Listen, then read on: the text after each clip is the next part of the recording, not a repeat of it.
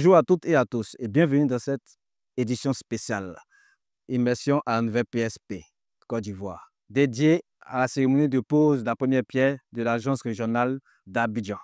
Ce projet s'inscrit dans une vision de la nouvelle PSP Côte d'Ivoire de renforcer son ancrage territorial afin de rapprocher ses services et améliorer ainsi la disponibilité des médicaments. Pour en parler, j'ai le plaisir de recevoir nos deux invités de MAC. À ma droite, Dr Yapo Serge, conseiller spécial du directeur général de la nouvelle PSP, et M. Balé Isaac, manager de la performance globale. Bonjour monsieur et merci d'être avec nous. Avant d'entrer dans le vif du sujet, nous vous proposons de découvrir une capsule vidéo de présentation du projet de construction de la nouvelle agence.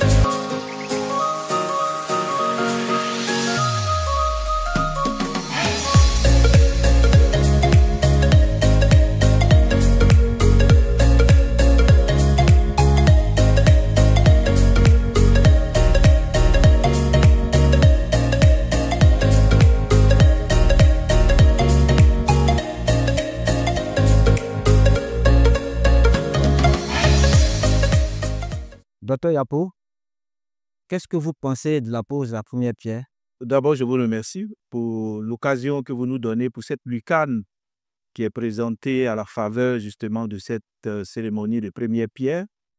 Alors, mes sentiments, c'est des sentiments d'abord de joie et surtout de reconnaissance aussi envers nos partenaires techniques et financiers, notamment l'Agence française de développement ce matin, mais surtout des sentiments de responsabilité envers notre tutelle, le ministère de la Santé et de la couverture maladie universelle. C'est un engagement que la nouvelle PSP prend, surtout envers les populations, pour capitaliser sur les appuis que nous recevons afin de renforcer nos capacités de stockage et rendre les médicaments disponibles pour les populations. C'est ce sentiment-là qui m'anime ce matin. Mais docteur, dites-nous, qu'est-ce qui motive cette nouvelle agence? Il faut savoir que M. Isaac Bali, qui est là, va le développer peut-être, mais la nouvelle PSP est engagée en fait dans une démarche d'amélioration continue. Et donc, cette nouvelle agence, future nouvelle agence, s'inscrit justement dans cette démarche-là de renforcer nos capacités et de stockage, je l'ai dit. Et de là aussi, parce qu'il faut savoir que c'est près de 6000 palettes qui vont s'ajouter à la capacité de stockage de la nouvelle PSP et par ricochet aussi réduire notre dépendance des locations d'entrepôts qui s'imposent à nous. Voilà, jusque-là. Et sur un deuxième axe aussi, cette agence est justifiée par la politique justement du ministère de la Santé a été développée depuis un certain moment par monsieur le ministre sur l'approche des 10 pôles régionaux d'excellence sanitaire, les 10 presses. Voilà, qui voudrait que dans chaque presse, il puisse avoir des grandes unités de soins, y compris aussi le dispositif de distribution. Donc la nouvelle PSP aligne simplement sa vision sur celle du programme national de développement sanitaire du ministère de la Santé. Mais comment la stratégie de déconcentration s'articule-t-elle avec les objectifs de la couverture maladie universelle? Ben, mais là, tout le monde en parle, hein, couverture maladie universelle, couverture universelle, et la nouvelle PSP est quand même un levier très important de ce dispositif-là. Une des exigences majeures et de réussite de la couverture maladie universelle, c'est de rendre les médicaments disponibles. Et cette disponibilité-là passe effectivement par rapprocher des médicaments des populations et trouver le maillage le plus efficace possible pour que le médicament soit le plus proche possible des unités de soins. Et donc, la nouvelle PSP, au travers de cette cérémonie-là, s'inscrit parfaitement dans les exigences de la CMU qui est de rendre les médicaments disponibles. Il faut rappeler aussi que par rapport à ça, depuis le 1er mai 2025, le gouvernement a lancé la mesure concernant l'accès aux enrôlés de la CMU au niveau du secteur primaire de la pyramide sanitaire, au niveau du dernier kilomètre. Alors, la nouvelle PSP a distribué jusque-là près de 1,6 milliard de médicaments au niveau des centres de santé. Et c'est grâce justement à cette politique de déconcentration-là qu'elle a pu le faire. Donc, on est inscrit parfaitement dans une efficacité d'accompagner la CMU sur ce segment. Monsieur Ballet, la construction de cette nouvelle agence est rendue possible grâce à un partenariat avec l'Agence française de développement. Pouvez-vous nous en dire plus? Oui, merci. Je vous remercie pour cette opportunité d'évoquer la question de ce partenariat entre la République d'abord de Côte d'Ivoire et la République française à travers l'AFD et le ministère de la Santé et l'hygiène et de la couverture maladie universelle. Donc, ce partenariat date de longtemps. Lors de la réforme hospitalière, l'AFD nous a accompagnés déjà pour la mise en place du stock de démarrage de la nouvelle PSP. Dans le cadre de cette nouvelle entité qui a été créée par l'État des Côtes d'Ivoire pour pouvoir assurer une disponibilité, une accessibilité des produits de santé, avec le partenaire l'AFD qui a mis en place dans le cadre du contrat de développement et de désendettement de la Côte d'Ivoire, appuie l'État des Côte d'Ivoire sur plusieurs secteurs d'activité, sur l'éducation, la santé, sur les infrastructures. Aussi, concerne la santé, il y a eu 3 contrats qui se sont exécutés. Donc, sur cette période, nous avons reçu des accompagnements en matière de stockage de produits, comme je l'ai déjà dit, également en matière de construction des entrepôts, en matière également d'appui à la chaîne d'approvisionnement pharmaceutique. Donc, c'est un partenaire qui nous suit, qui nous accompagne, un partenaire constant dans l'amélioration de la disponibilité des produits de santé pour l'ensemble des populations ivoiriennes. Il y a eu en 2016 le financement de la construction de l'agence régionale de Bouaké. Dans le cadre de la politique de déconcentration dont Dr Yapo parlait, là, l'AFD nous a accompagnés en mettant à la disposition de la nouvelle PSP 3,7 milliards qui a permis de procéder à la construction de notre première agence régionale. Donc, avant cette première agence régionale qui est basée à Bouaké, au centre de la Côte d'Ivoire, nous avions une seule agence à Abidjan qui desservait l'ensemble du territoire national. Donc, l'AFD nous a accompagnés à la mise à disposition des fonds pour construire, équiper cette agence.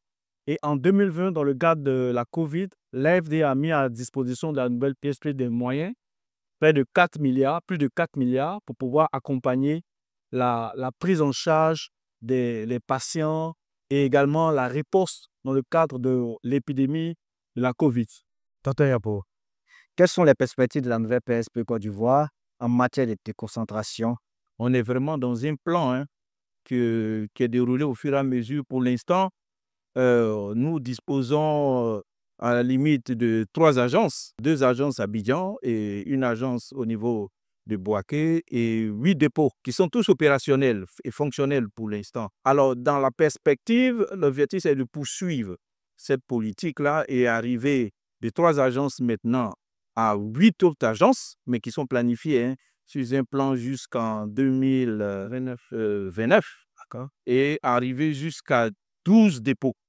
Donc, vous voyez, c'est vraiment un plan global pour un maillage territorial complet que la nouvelle PSP amorce.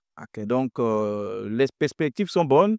On est toujours dans cette dynamique-là de recherche de financement.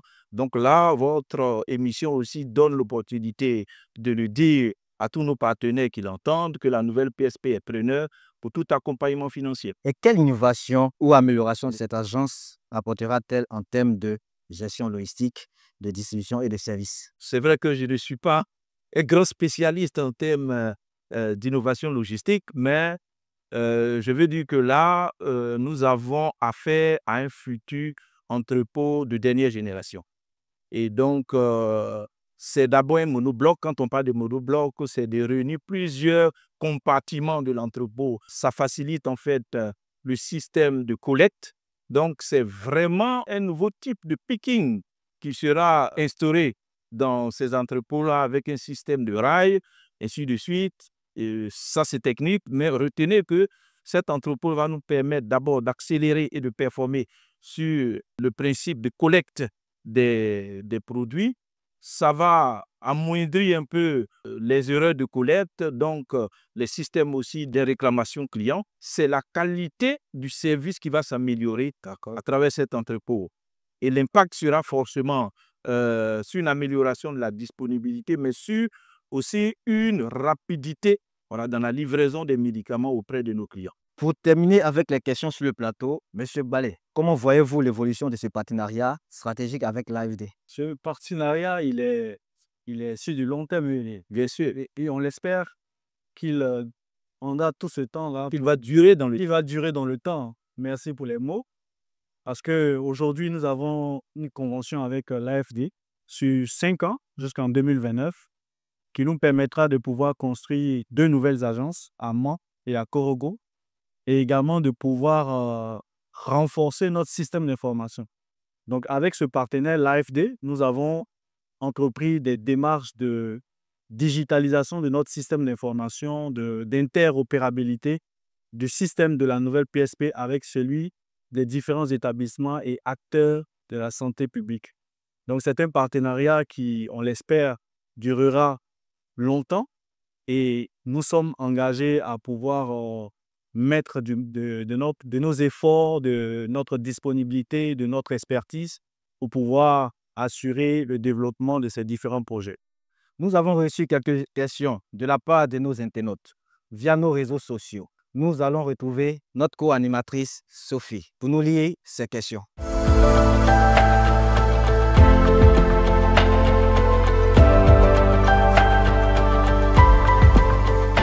Merci Franklin. Bonjour à tous. Nous avons effectivement reçu quelques questions de nos internautes. La première question nous vient de Fatou qui nous demande: bonjour, je suis pharmacienne à Koumassi. Est-ce que cette nouvelle agence régionale d'Abidjan va approvisionner les pharmacies privées ou seulement les structures publiques? La deuxième question est de Didier qui s'interroge: quelles garanties avez-vous mises en place pour éviter les ruptures de stock?